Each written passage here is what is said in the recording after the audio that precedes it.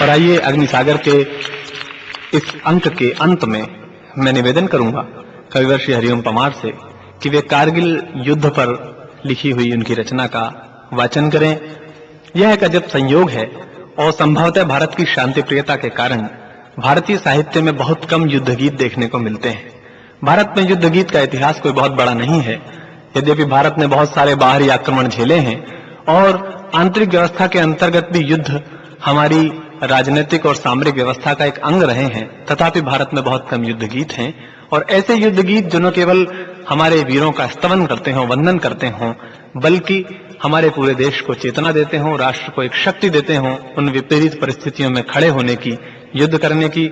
मेरा निवेदन है कि इस अग्निसागर के अंत में अपनी उस कविता को प्रस्तुत करें जो कारगिल युद्ध के दौरान लिखी गई और कारगिल के अमर शहीदों के लिए, जिसमें बड़े भावुक स्मरण हैं और निस्संदेह जो इस बात को रेखांकित करती है कि कविवर हरिओम पमार उत्तेजनाओं के अभिधा के ही कवि नहीं हैं, अपितु वे मन वचन प्राण से कवि हैं और उनके भीतर, कहीं गहरे भीतर, उनके अंतर्मन में एक गीतकार बैठा हुआ है। मेरा निवेदन है श्री हरिओम पमार से कि वे कारगिल युद्ध पर लिखी अपनी रचना का वाचन करें।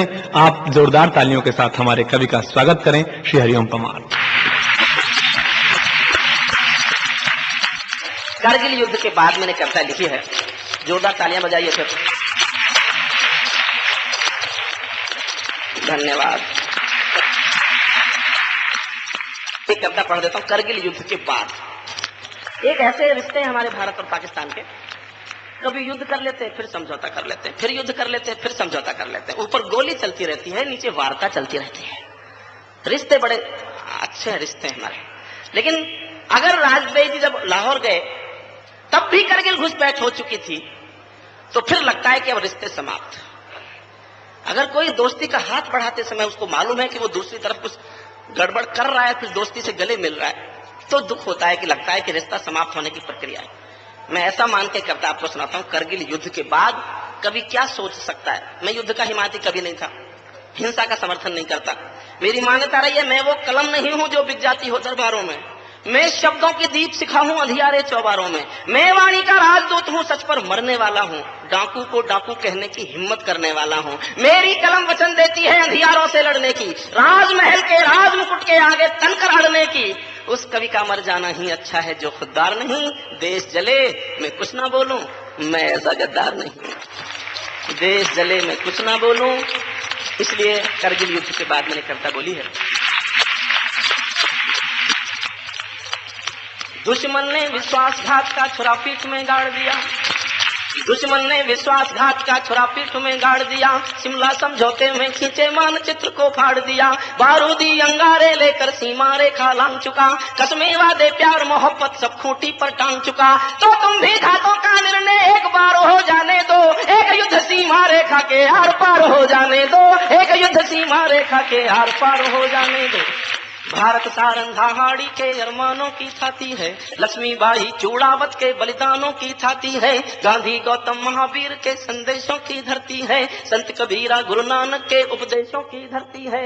सूरज सबसे पहले किरणें इस धरती को देता है, सूरज सबसे पहले किरणें इस धरती को देता है। ईश्वर भी अवतार हमेशा इस धरती पर लेता है, ईश्वर भी अवतार हमेशा इस धरती पर ले।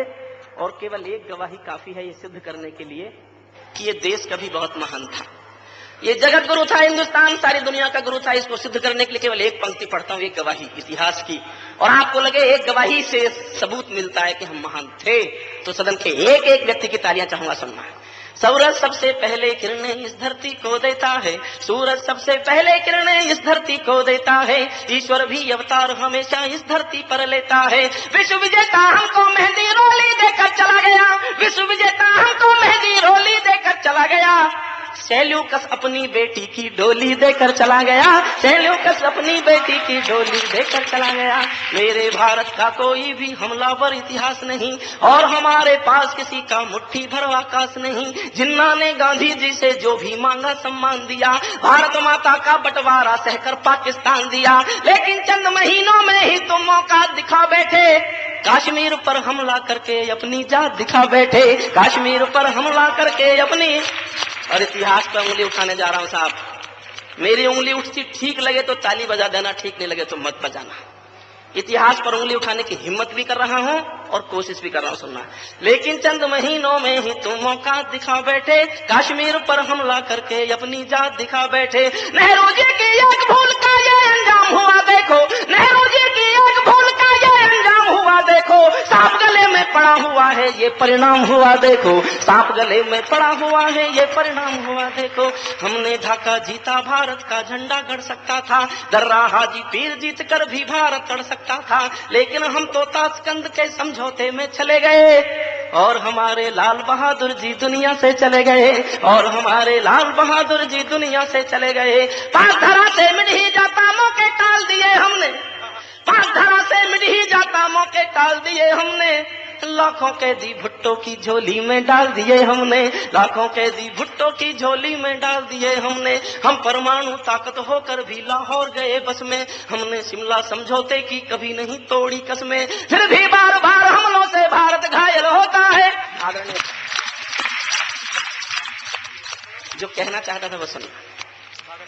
हम परमाणु ताकत होकर भी लाहौर गए बस में, हमने शिमला समझौते की कभी नहीं तोड़ी कसमें। फिर भी बार बार हमलों से भारत घायल होता है। मैं दिल्ली से पूछ रहा हूँ आखिर ये क्यों होता है, मैं दिल्ली से पूछ रहा हूँ आखिर ये क्यों होता है। उत्तर कहीं नहीं मिलता है, शर्मसार हो जाता हूँ। इसीलिए मैं कविता को हथियार बनाकर गाता हूँ, इसीलिए मैं कविता को हथियार बनाकर गाता हूँ। मैं दिल्ली से पूछ रहा हूँ धोखा कैसे खाया था। ये कविता मैंने दिल्ली में पढ़ी तो वाजपेयी जी खबर आई, चुप हो जा, मैं कमेटी बिठा के पता लगा रहा हूँ। मैं चुप हो गया। कमेटी की रिपोर्ट आई है, बड़ी महत्वपूर्ण रिपोर्ट है वो, सुब्रमण्यम कमेटी। 4 महीने की मेहनत है उसकी। उसको 2 काम सौंपे गए थे, घुसपैठ हुई कैसे और आगे से होना इसके उपाय बताओ।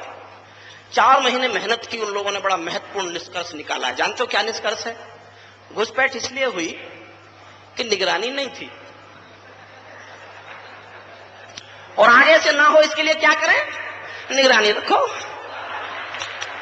क्या निष्कर्ष! लेकिन मेरा यह सवाल ही नहीं था साहब, मेरा सवाल कुछ और था। और आपके दिल में यह सवाल उठता हो तो ताली बजाकर इस सवाल का समर्थन करना। मैं दिल्ली से पूछ रहा हूँ धोखा कैसे खाया था, मैं दिल्ली से पूछ रहा हूँ धोखा कैसे खाया था। भेष बदल कर रावण मेरे घर में कैसे आया था। क्या निगरानी वाले सूरज का पहरा गद्दारी था, क्या निगरानी वाले सूरज का पहरा गद्दारी था। या सोने का हिरण हमारी देशभक्त पर भारी था, या सोने का हिरण हमारी देशभक्त पर। और इससे भी बड़ा छाला है दिल में, आप आज्ञा दे तो मैं उस छाले को फोड़ना चाहता हूं, जी भरकर समर्थन चाहता हूं मैं आपका। और ये सवाल कचोटन बनकर आपके दिलों में उठता हो, आपके दिलों में कील की तरह फंसता हो ये सवाल, तो मुझे हिम्मत देना कि मैं इस बात को और शक्ति से पूरे देश में गा सकूं।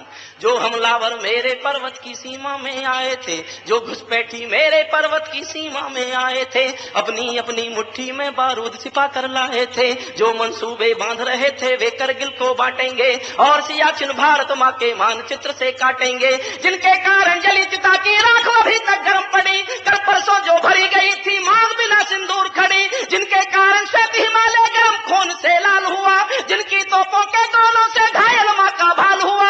उनको क्षमादान देने का निर्णय कैसे लिया गया, उनको घर से वापस जिंदा जाने कैसे दिया गया।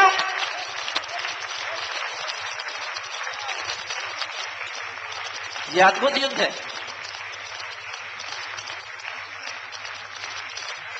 मैं अपने गांव गया था, मेरे गांव के किसानों ने पूछा ये क्या हुआ था भाई, तू पढ़ा लिखा है, जरा हमको हिंदी में समझा दे। मैंने कहा साहब हुआ कुछ नहीं था, मान लो आपके घर में कोई डाकू आ जाए और आप चुपके से टेलीफोन कर दें पुलिस को, पुलिस आके डाकू को घेर ले। उस डाकू को मार सकती थी, पकड़ सकती थी, समर्पण करा सकती थी, लेकिन पुलिस को ऊपर से आदेश आया इस डाकू को मत पकड़ो, इस डाकू को मत मारो, ये वापस जाना चाहता है, वापस जाने दो। डाकू ने कहा हाँ वापस जाना चाहता हूं, लेकिन थक गया हूं, 2-4 दिन आराम करके वापस जाना चाहता हूं। तो पुलिस को खबर दी गई कि इसको आराम करके वापस जाने दो। ये करगिल युद्ध था। इसके सिवा और क्या युद्ध था? ऑपरेशन विजय मना लिया आपने, क्या जीता था? उत्तर देता हूं, एक पंक्ति में सुनना। उनको क्षमादान देने का निर्णय कैसे लिया गया, उनको क्षमादान देने का निर्णय कैसे लिया गया, उनको घर से वापस जिंदा जाने कैसे दिया गया। बिना समर्पण छोड़ दिया है मनमानी शैतानी को, राजनीति की गाली है ये सेना की कुर्बानी को, राजनीति की गाली है ये सेना की कुर्बानी को। सेना मर मर कर पाती है, दिल्ली सब खो देती है, और शहीदों के लोहू को स्याही से धो देती है। मैं इस कायर राजनीति से बचपन से घबराता हूँ, इसीलिए मैं कविता को हथियार बना कर गाता हूँ, इसीलिए मैं कविता को हथियार बना कर गाता हूँ। गीत मेरी भाषा नहीं है, गीत मेरी विधा नहीं है, लेकिन जिस दिन कैप्टन मनोज तलवार का शव मेरा उठाया था, मैंने बहुत दूर से, इतनी भीड़ थी, बहुत दूर से बस पता चला कि शव जा रहा है। 2 पल को लगा कि कुछ पलकों में आंसू हैं, और किसी भी आंख में जब टेलीविजन पर शहीदों की शव यात्रा देखकर आंसू आए हो, उन आंसुओं के लिए एक छंद लिखा है मैंने। और किसी मंदिर में मुझे पूजा करनी हो और मुझे आरती याद नहीं हो, तो मैं इन पंक्तियों को पढ़ सकूं, ये कहकर मैं आपके सामने अपना श्रेष्ठतम पढ़ने जा रहा हूं। मैं दिनकर का 5 जन्म भी गहन मौन में खोया हूँ, मैं दिनकर का 5 जन्म भी गहन मौन में खोया हूँ।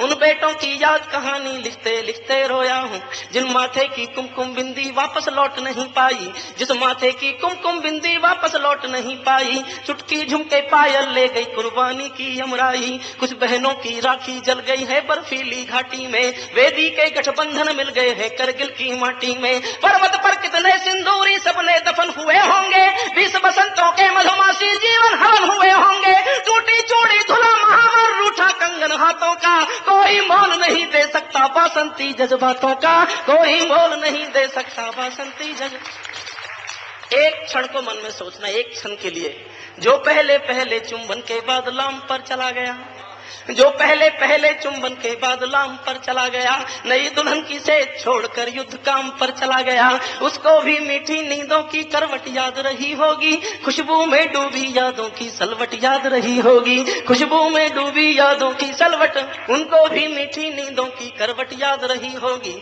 खुशबू में डूबी यादों की सलवट याद रही होगी। उन आंखों के 2 बूंदों से 7 सागर हारे हैं, उन आंखों के 2 बूंदों से 7 सागर हारे हैं, जब मेहंदी वाले हाथों ने मंगलसूत्र उतारे हैं, जब मेहंदी वाले हाथों ने मंगलसूत्र। उन आंखों की 2 बूंदों से 7 सागर हारे हैं, जब मेहंदी वाले हाथों ने मंगलसूत्र उतारे हैं। गीली मेहंदी रोई होगी छुपके घर के कोने में, ताजा काजल छूटा होगा छुपके छुपके रोने में, जब बेटे की अर्थी आई होगी सूने आंगन में, जब बेटे की अर्थी आई होगी सूने आंगन में, शायद दूध उतरवाया हो बूढ़ी माँ के दामन में, शायद दूध उतरवाया हो बूढ़ी माँ के। और आप जानते हैं सारे संसार में ये परंपरा है कि स्त्रियां अर्थी को कंधा कभी नहीं देती, लेकिन सीकर का एक बेटा मरा करगिल में, उसकी पत्नी ने दुनिया में पहली बार नई परंपरा पैदा की। यह संसार में पहली घटी घटना है, इससे पहले संसार में किसी भी औरत ने शव को कंधा नहीं दिया था। 2 पंक्तियां पढ़ता हूं साहब। जब बेटे की अर्थी आई होगी सोने आंगन में, शायद दूध उतर आया हो बूढ़ी माँ के दामन में, वो विधवा पूरी पृथ्वी का बोझा सर ले सकती है, वो औरत पूरी पृथ्वी का बोझा सर ले सकती है, जो अपने पति की अर्थी को भी कंधा दे सकती है, जो अपने पति की अर्थी को भी कंधा दे सकती है। मैं ऐसी हर देवी के चरणों में शीश झुकाता हूँ, इसीलिए मैं कविता को हथियार बनाकर गाता हूँ, इसीलिए मैं कविता को हथियार बनाकर। जिन बेटों ने पर्वत काटे हैं अपने नाखूनों से, कल्पना करो कैसे लड़े होंगे -30 टेम्परेचर में। जिन बेटों ने पर्वत काटे हैं अपने नाखूनों से, उनकी कोई चाह नहीं है दिल्ली के कानूनों से। जो सैनिक सीमा रेखा पर ध्रुव तारा बन जाता है, उस कुर्बानी के दीपक से सूरज भी शर्माता है। गर्म दहानों पर तोपों के जो सीने अड़ जाते हैं, उनकी गाथा लिखने को अंबर छोटे पड़ जाते हैं। उनके लिए हिमालय कंधा देने को झुक जाता है, कुछ पल को सागर की लहरों का गर्जन रुक जाता है। उस सैनिक के शव का दर्शन तीरथ जैसा होता है, चित्र शहीदों का मंदिर की मूर्त जैसा होता है, चित्र शहीदों का मंदिर की। और अंतिम पंक्तियां पढ़ता हूं कविता की। बार बार की गद्दारी को भारत क्यों सह जाता है, बार बार की गद्दारी को भारत क्यों सह जाता है। सीमा से ज्यादा संयम भी कायरता कहलाता है, दुनिया में ज्यादा संयम भी कायरता कहलाता है। भैंस के आगे बीन बजाना बहुत समय तक ठीक नहीं, खुद को बिच्छू से कटवाना बहुत समय तक ठीक नहीं। नागफनी पर बेला चंपा कभी नहीं खिल सकते हैं, पत्थर की आंखों में आंसू कभी नहीं मिल सकते हैं, पत्थर की आंखों में। और बहुत जोश में कहना चाहता हूं, और जोश में ही प्रतिक्रिया होनी चाहिए। जिनके कारण पूरी घाटी जली दुल्हन सी लगती है, जिनके कारण पूरी घाटी जली दुल्हन सी लगती है, पूनम वाली रात चांदनी चंद्र ग्रहण सी लगती है, जिनके कारण माँ की बिंदी दाग दिखाई देती है, वैष्णो देवी माँ के घर में आग दिखाई देती है। जब तक ये जिंदा है तब तक करगिल जंग अधूरी है। इन जाफर जय चंदों का मर जाना बहुत जरूरी है, इन जाफर जय चंदों का।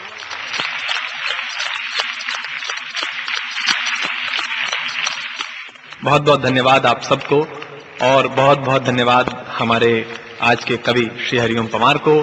प्रिय श्रोताओं, सिद्धांत कैसेट्स के कुछ ऐसे ही सुमन लेकर, कुछ ऐसे ही पुष्प लेकर, कुछ ऐसी ही प्रस्तुतियां लेकर आगामी अंकों में हम आपके सम्मुख पुनः उपस्थित होंगे। आपके सहयोग के लिए बहुत बहुत धन्यवाद, बहुत बहुत बधाई, धन्यवाद।